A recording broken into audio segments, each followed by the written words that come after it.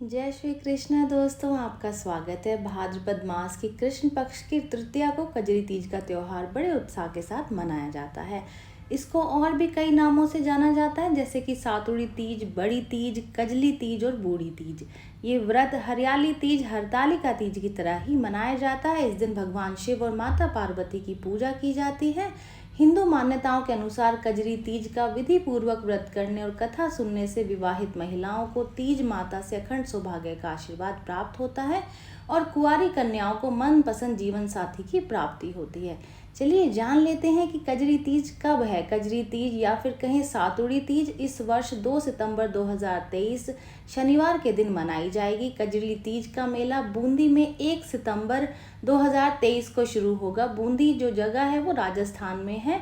चलिए जान लेते हैं कि कजरी तीज का महत्व क्या है। भाद्रपद की कृष्ण पक्ष की तीज का विशेष महत्व है। इस तीज पर माता पार्वती और भगवान शिव की पूजा की जाती है। सौभाग्यवती स्त्री के लिए ये व्रत करवा चौथ, हरतालिका तीज और हरियाली तीज के समान ही पुण्यदायी होता है। ऐसा माना जाता है कि इस व्रत की कथा कहने और सुनने मात्र से ही माता की कृपा से विवाहित स्त्रियों को अखंड सौभाग्य की प्राप्ति होती है। तो इसलिए इस दिन इस कहानी को जरूर से कहें या फिर सुने। शास्त्रों के अनुसार कजरी तीज का व्रत करने वाली विवाहित महिलाओं के सौभाग्य में वृद्धि होती है और उनके पति की आयु लंबी होती है। उनका वैवाहिक जीवन सुखमय होता है, परिवार में सुख शांति रहती है और शुभता आती है। इसके साथ और भी अनेकों शुभ फलों की प्राप्ति होती है। व्रत करने वाली अविवाहित कन्या को उसका मनचाहा सुयोग्य जीवन साथी प्राप्त होता है। कजरी तीज के दिन बहुत सारी तरह की चीज़ें की जाती हैं, जैसे कि सातुड़ी तीज या फिर कजरी तीज के दिन गेहूं, चने और जौ के सत्तू में घी और मेवा आदि मिला करके भिन्न भिन्न प्रकार के पकवान बनाए जाते हैं।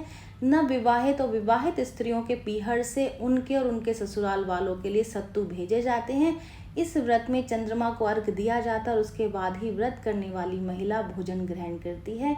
कजरी तीज के दिन गायों की भी पूजा की जाती है। ये परंपरा है और गाय को आटे के 7 गोले बना करके उस पर घी लगाकर और गुड़ रख करके खिलाए जाते हैं। इस व्रत पर महिलाएं खूब मस्ती करती हैं, खूब प्रसन्न होती हैं, 16 श्रृंगार करती हैं, नाचती हैं, गाती हैं, झूला झूलती हैं और त्योहार का आनंद लेती हैं। यूपी या फिर बिहार की बात करें तो उसमें कजरी तीज के दिन कजरी गीत भी गाए जाते हैं। कजरी तीज की व्रत विधि जानना भी बेहद ही जरूरी है। कजरी तीज का व्रत भी हरियाली तीज और हरतालिका तीज के व्रत की भांति ही निर्जल व्रत रखा जाता है। स्त्रियां पूजन के बाद ही जल ग्रहण करती हैं, परंतु यदि कोई स्त्री गर्भवती हो तो फलाहार कर सकती है। इस व्रत में रात्रि में चंद्रमा को अर्घ देने के पश्चात ही व्रत खोला जाता है। कजरी तीज के व्रत में नीमड़ माता का पूजन किया जाता है। पूजा करने के पूर्व पूजा स्थान पर दीवार के सहारे गोबर और मिट्टी मिला करके उससे एक तालाब की आकृति बना करके उसके पास एक नीम की टहनी लेकर के उसमें लगा दें। फिर तालाब जैसी आकृति जो आपने बनाई है उसमें कच्चा दूध और जल डाल दें। तालाब के किनारे पर एक दीपक जलाएं। उसके बाद में एक थाली लेकर के उसमें सत्तू, रौली, मोली, चावल, सेब, केला, नींबू और ककड़ी रखें। एक लोटे में कच्चा दूध रख लें। ये पूजा शाम के समय की जाती है, इसलिए शाम के समय पूजन करने के लिए अच्छे से पूरी तरीके से सुंदर से सज जाएं और फिर इसी विधि से पूजन करें।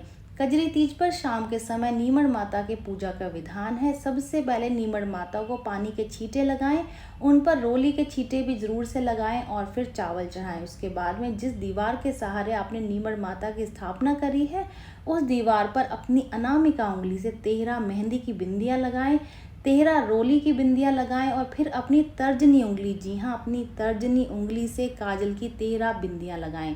पूजा के बाद में कलश पर पहले रोली का टीका लगाएं, फिर उसके बाद में मोली बांधें। दीवार पर लगाई गई बिंदियों पर भी मोली जरूर से चढ़ाएं। नीमड़ माता को वस्त्र और श्रृंगार का सारा सामान अर्पित कर दें। उसके बाद उन्हें फल और दक्षिणा चढ़ाएं। पूजा स्थान पर गोबर और मिट्टी से बनाए तालाब के पास में जलते हुए दीपक की रोशनी में थाली में जो आपने रखा है ककड़ी, नींबू, नीम की डाली और अपनी नथ और साथ में साड़ी का पल्लू, ये सारी चीज़ें उस रोशनी में देखें। उसके बाद में चंद्रमा को आज इस वीडियो में बताई गई विधि के साथ में अर्घ दें। तो अर्घ देने की विधि भी जान लेते हैं। कजरी तीज पर करवा चौथ की ही भांति स्त्रियां चंद्रमा को अर्घ देने के बाद में व्रत खोलती हैं। नीमड़ माता की पूजा करने के बाद में चंद्रमा को अर्घ दें। चंद्रमा निकलने पर चंद्रमा की ओर देखते हुए चंद्रमा को पानी के छींटे लगाएं और चंद्रमा की ओर रोली, चावल और मूली चढ़ाएं। चंद्रमा को भोग अर्पित करें। फिर इसके बाद में हाथ में चांदी की अंगूठी और कुछ गेहूं के दाने लेकर के चंद्रमा को अर्घ दें। फिर 4 परिक्रमा करें। परिक्रमा करने के लिए अपनी जगह पर ही खड़े खड़े 4 बार घूम जाएं। अंत में चंद्रदेव को प्रणाम करके प्रार्थना करें। कजरी तीज के व्रत भी जानना बेहद ही ज़रूरी है। अगर आप अपना व्रत इन नियमों के अनुसार करते हैं तो आपको मनवांछित फल की प्राप्ति होती है। नियम अनुसार कजरी तीज पर निर्जल व्रत करने का विधान है, यानी कि इस दिन के व्रत में आपको पानी नहीं पीना होता है, परंतु यदि गर्भवती स्त्री व्रत कर रही हो तो वो फलाहार ले सकती है। कई बार बादल होने की वजह से कजरी तीज के दिन चंद्रदेव के दर्शन नहीं हो पाते हैं। ऐसी परिस्थिति में रात को 11 या फिर 11:30 बजे के आसपास आकाश की ओर देख करके चंद्रमा को अर्घ देने की विधि आप पूर्ण कर सकते हैं। चंद्रमा को अर्घ देने के बाद में अपने पति और परिवार के समस्त बड़े बुजुर्गों के चरण छू करके आशीर्वाद लें। इसके बाद में भोजन करें। यदि आप निर्जल व्रत नहीं रख पा रहे हैं तो आपको कजरी तीज का उद्यापन कर देना चाहिए। उद्यापन करने के बाद में संपूर्ण निर्जल उपवास न करके आप फलाहार कर सकती हैं और दोबारा से इस व्रत की शुरुआत कर सकती हैं। लेकिन जब आप दोबारा व्रत की शुरुआत करेंगे तब आप फलाहार वाला व्रत रखेंगे। इस व्रत को करने वाले व्यक्ति यदि कजरी तीज की कथा सुनता है या फिर कहता है तो उसे सदा सुहागन होने का आशीर्वाद मिलता है। कथा इस प्रकार है। प्राचीन समय की बात है। एक नगर था, उसमें एक दरिद्र ब्राह्मण अपनी पत्नी के साथ रहा करता था। उसकी पत्नी बहुत धर्मपरायण और पतिव्रता थी। उस ब्राह्मण की पत्नी कजरी तीज का व्रत किया करती थी। एक बार कजरी तीज का दिन था और उस ब्राह्मण की पत्नी का कजरी तीज का व्रत था। उसने अपने पति से कहा कि आज मेरा कजरी तीज का व्रत है, इस व्रत के पालन के लिए आप चने का सत्तू ले आइए। ब्राह्मण के पास सत्तू खरीदने के लिए पैसे नहीं थे, इसलिए वो चिंतित होकर के इधर उधर घूमने लगा। फिर वो एक दुकान पर गया और वहाँ उसने चने, घी और शक्कर से बना हुआ 1.25 किलो का सत्तू देने के लिए कहा। दुकान के नौकर ने सत्तू बनाकर उसे दे दिया। सत्तू लेकर के ब्राह्मण अपने घर की ओर चल दिया। तब दुकान के नौकर ने उसे रोक करके उस सत्तू के पैसे देने के लिए कहा। तब उस ब्राह्मण ने उससे कहा कि भाई, मेरे पास अभी देने के लिए पैसे नहीं हैं, मैं तुमको बाद में आकर के दे दूंगा। परंतु नौकर नहीं माना और उसने आवाज़ लगा करके अपने साथी नौकरों को बुला लिया।